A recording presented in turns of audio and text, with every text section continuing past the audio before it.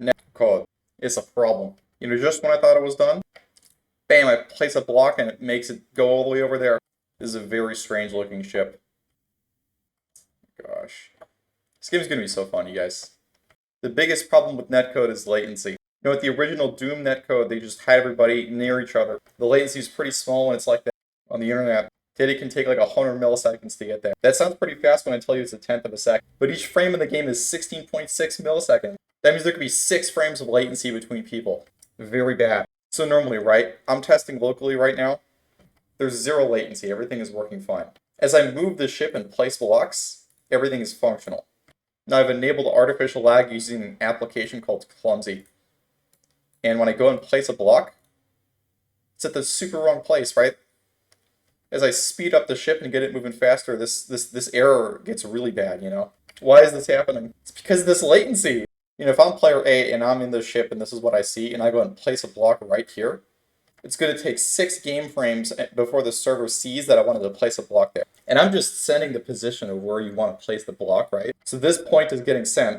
But by the time the server gets it, this is what it sees. It sees that the client wanted to place a block here, but after 6 frames, the ship has already moved all the way over. So it tries to build a block right there, right? In a nutshell, that's why it's all cattywampus. So how do we fix this? One way is to make it so the server, when they receive this laggy packet, they rewind time to when they received that frame, to that message to build the block, and then apply the logic. That way everything checks out. This is not going to work too well in my game because the server is going to be computing a massive, big world. It's the planet. A solar system like this. It'll be much more magnificent than my crude drawing.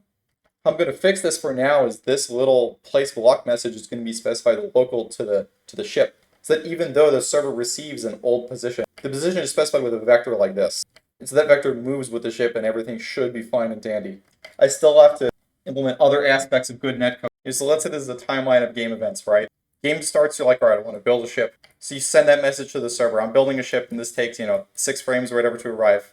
The server's like, okay, cool, ship built. While this message was processing, you decide you want to move your newly built ship, right? With client-side prediction, even though these change to the game state isn't officially applied yet, you just show the player that it happened instantly. That way it doesn't feel sluggish. So the player sees that they built the ship, it got in it, and are now moving instantly, right? So the player is now moving in their ship that they built. The server just realized that the client wanted to build a ship at this time.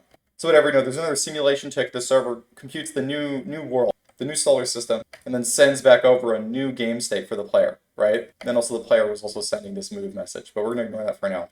All the way over here, right, we've built a ship and moved a bunch, but now we just got a message from the server of the game state that the ship was just built and it haven't even moved yet. It would get rid of this action, right? What this would look like as a player is you get in your ship, you build it, you start moving around, and then all of a sudden you snap back to where you were. It's a very unpleasant experience. The way you remedy this situation is you record this input, right? Like a little recording symbol there. You remember all the inputs the player's been doing, and then when you get a new authoritative game state, you go back to the first input there, right? All the inputs since you sent the new command to the server.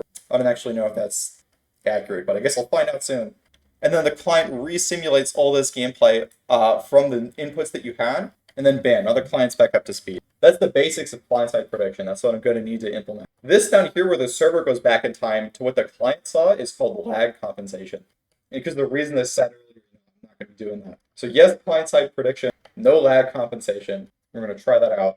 This is unfortunately a lot more complicated than I thought it would be to implement. I thought it would be done with all this by the end of today. It's looking like a tomorrow angle. I'll see you guys then. Like and subscribe.